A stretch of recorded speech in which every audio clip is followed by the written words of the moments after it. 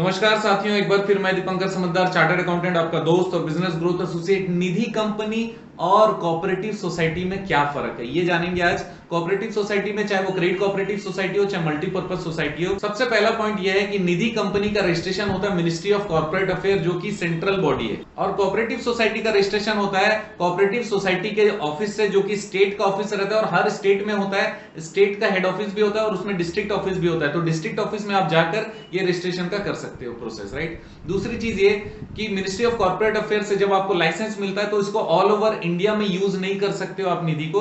निधि केवल एक डिस्ट्रिक्ट में थोड़े समय के लिए रह सकता है, लेकिन अगर 3 साल कंटिन्यूअस प्रॉफिट करते हो तब जाकर वो क्या हो सकता है, वो पूरे स्टेट में फैलने का राइट रखता है। इसका मतलब ये कि स्टेट में फैलने का राइट उसका कंडीशनल है, जबकि कोऑपरेटिव सोसाइटी के केस में वो शुरू से ही उसको डिफाइन करना पड़ेगा कि वो पूरे स्टेट में काम करना चाहता है या फिर डिस्ट्रिक्ट में, क्योंकि दोनों के नॉर्म्स में और दोनों के बाइलॉस में थोड़ा सा फर्क रहता है। उसके हिसाब से स्टेट के कई सारे डिस्ट्रिक्ट से हम लोग को मेंबर की जरूरत रहती है। नंबर ऑफ मेंबर्स का जो रिक्वायरमेंट है वो भी चेंज होता है। स्टेट के रजिस्ट्रेशन के लिए ऑफिस अलग रहेगा, स्टेट का सेंटर ऑफिस, और डिस्ट्रिक्ट के रजिस्ट्रेशन के लिए डिस्ट्रिक्ट ऑफिस तक जाना पड़ेगा। नेक्स्ट पॉइंट ये कि निधि कंपनी मॉर्गेज लोन दे सकती है, गोल्ड लोन दे सकती है, लोन्स अगेंस्ट डिपॉजिट दे सकती है, लेकिन अनसिक्योर्ड लोन नहीं दे सकती। कोऑपरेटिव सोसाइटी अगर लोन देगी तो बिना मॉर्गेज के भी लोन दे सकती है, मतलब अनसिक्योर्ड लोन उसको देने में कोई प्रॉब्लम नहीं है। लोन्स अगेंस्ट डिपॉजिट भी दे सकती है और किसी और प्रकार का स्कीम भी निकाल सकती है अपने अनुसार कोऑपरेटिव सोसाइटी, लेकिन अपने मर्जी से निधि कंपनी नया प्रोडक्ट नहीं निकाल सकता। हाँ, उसी प्रोडक्ट के अंदर में वो अलग अलग नाम रख सकता है, जैसे एफडी डिपॉजिट्स के बहुत सारे नाम रख लिए उसने,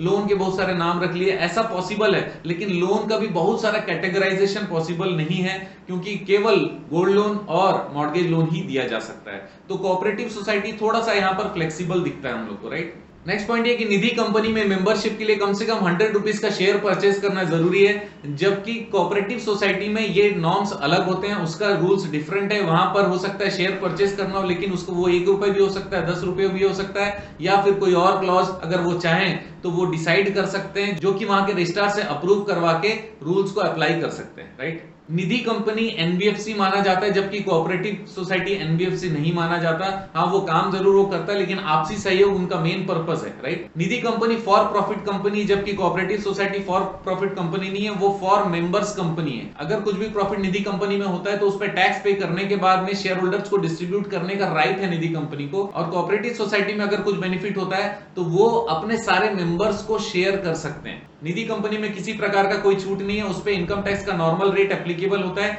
जबकि कोऑपरेटिव सोसाइटी में सेक्शन 80P का डिडक्शन है। इसके अलावा भी कोऑपरेटिव सोसाइटी में स्पेसिफिक प्रोविजंस हैं छूट के। निधि कंपनी कॉर्पोरेट स्टाइल से चलता है, यहाँ पे डिसीजन लेने में कोई प्रॉब्लम वाली बात नहीं, क्योंकि निधि कंपनी में डायरेक्टर्स होते हैं, डायरेक्टर्स पूरा डिसीजन लेने का अथॉरिटी रखते हैं, जबकि कोऑपरेटिव सोसाइटी में सब मेंबर्स मिलकर लेते हैं, इसीलिए डिसीजन में कई बार देरी हो जाता है, उनको बैठक करना पड़ता है। बैठक करने के बाद में डिसीजन करेंगे, उसमें भी बहुमत निकालेंगे। अगर किसी डिसीजन को डिले करना है तो बहुत सारे लोग नहीं आएंगे, तो इस तरीके से कोऑपरेटिव सोसाइटी में प्रॉब्लम हो जाती है डिसीजन मेकिंग। निधि कंपनी में एकदम क्लियर है कि जितना कैपिटल आप लगाओगे उसका 20 गुना पब्लिक से ले सकते हो। कोऑपरेटिव सोसाइटी में ऐसा कोई रूल नहीं है, मेंबर से ही पैसे लेने, आप जितना चाहें उतना ले सकते हैं। अगर आपको फ्यूचर में बैंक बनना है तो निधि कंपनी आपके लिए काम आता है, क्योंकि आप बैंकिंग का चैनल आप समझ जाते हो, वहां पे सेविंग अकाउंट ओपन कर सकते हो और बैंकिंग जैसा सेटअप रखना पड़ता है, थोड़ा कॉर्पोरेटाइजेशन के जैसा निधि कंपनी काम करता है। लेकिन कोऑपरेटिव सोसाइटी में फ्यूचर में बैंक बनने में बहुत सारा दिक्कत है, क्योंकि वहां पर एस्टैब्लिशमेंट ऑफ रिस्पॉन्सिबिलिटी थोड़ा सा इशू होता है। हाँ, ये चीज जरूर है कि वो मेंबर्स लोगों के लिए बहुत बेनिफिशियल होता है, मेंबर्स लोगों के फायदे के लिए होता है, मेंबर्स लोग मिलकर इलेक्शन करते हैं, जबकि निधि कंपनी में मेंबर्स मिलकर इलेक्शन नहीं करते हैं। वहां पे जो मेजर शेयर होल्डर्स रहते हैं वही मिलकर डिसाइड करते हैं कि कौन डायरेक्टर रहेगा, और डायरेक्टर सारे डिसीजन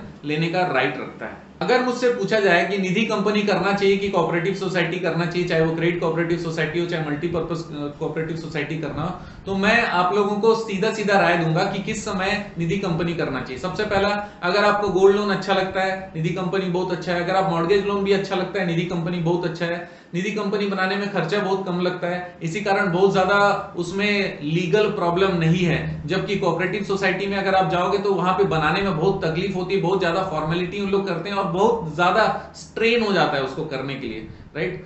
निधि कंपनी में अनसिक्योर्ड लोन नहीं कर सकते हो। अगर आपको अनसिक्योर्ड करना है तो आप कोऑपरेटिव सोसाइटी में जा सकते हो। अगर आपको प्रॉफिट कमाना है तो निधि कंपनी में आओ। अगर आपको लगता है कि नहीं आपसी सेवा करना है, समाज में नाम होना चाहिए, आप क्रेडिट कोऑपरेटिव सोसाइटी या मल्टीपर्पज कोऑपरेटिव सोसाइटी में आप जरूर जा सकते हो। निधि कंपनी तब अच्छा है जब आपको लगता है कि मैं फ्यूचर में एनबीएफसी में जाऊंगा, वहां से बैंक में जाऊंगा, क्योंकि अगर आप पूरे रूल्स रेगुलेशन से काम करोगे। निधि कंपनी ट्रांसपेरेंट यूनिट है, जबकि कोऑपरेटिव सोसाइटी ट्रांसपेरेंट यूनिट नहीं है, क्योंकि उन लोग आपसी मीटिंग करते हैं लेकिन मीटिंग कहीं पर फाइलिंग नहीं होता। साल के आखिरी में ऑडिट होता है लेकिन ऑडिट भी लेट फाइल करने से भी चलता है। निधि कंपनी में पेनल्टी बहुत ज्यादा है अगर आप उसमें कंप्लायंस नहीं करते हो। कोऑपरेटिव सोसाइटी में उतना कोई पेनल्टी नहीं है, इसलिए इंफॉर्मेशन प्रॉपर नहीं रहता कि कौन है गवर्निंग बॉडी आज, कौन पहले था, कौन सा डिसीजन उन लोगों ने बीच में ले लिया, किसमें साइन कराया। बहुत कंफ्यूजिंग स्टेट है कोऑपरेटिव सोसाइटी। तो अगर आपको सच में बिजनेस के माइंड से करना है आप निधि करिए, अगर आपको सहयोग के माइंड से करना है कोऑपरेटिव सोसाइटी करिए। कोऑपरेटिव सोसाइटी भी करोगे 100% ट्रांसपेरेंसी रखिए डॉक्यूमेंट से लेकर आपके सिस्टम और प्रोसीजर के अंदर में, और उसका rule all over India clear है। अभी एनडीएच 4 भी आकर उसने और ज्यादा क्लियर कर दिया। अगर आपका एनडीएच 4 अप्रूव हो गया तो गैजेट में आपका नाम आ जाएगा। गैजेट में अगर आपका नाम आ गया इसका मतलब ये कि आपने रूल्स रेगुलेशन सब फॉलो किए, इसका मतलब ट्रांसपेरेंसी का एक लेवल हाई हो गया। कोऑपरेटिव सोसाइटी में ऐसा कुछ नहीं है, वो चल रहा है तो चल रहा है, और जिस दिन 5 साल बाद भी अगर अथॉरिटी को लगा कि चलो जाकर देखते हैं और वहां पर उनको पता चला कि कुछ गड़बड़ हो रही हो सकता है बंद कर दे। कभी भी हमारे हाथ से सारा राइट लेने का अधिकार कोऑपरेटिव सोसाइटी की जो अथॉरिटी है, स्टेट अथॉरिटी, उनको रहता है। जबकि निधि कंपनी एक प्राइवेट ऑर्गेनाइजेशन है, पब्लिक कंपनी है, जिसमें गवर्नमेंट तभी इंटरवीन करता है जब आप फ्रॉड करते हो। तो दोस्तों अब आप डिसाइड कर सकते हो निधि कंपनी ज्यादा अच्छा है या कोऑपरेटिव सोसाइटी ज्यादा अच्छा है आपके लिए, क्योंकि दोनों अपने अपने जगह पे उसके फायदे और नुकसान है। दोस्तों आप जानते हैं मेरा मिशन है हमेशा आप लोगों की मदद करना और समय पर सारी जानकारी देना, तो बने रहेगा मेरे साथ। आपका दिन जबरदस्त और शुभ हो।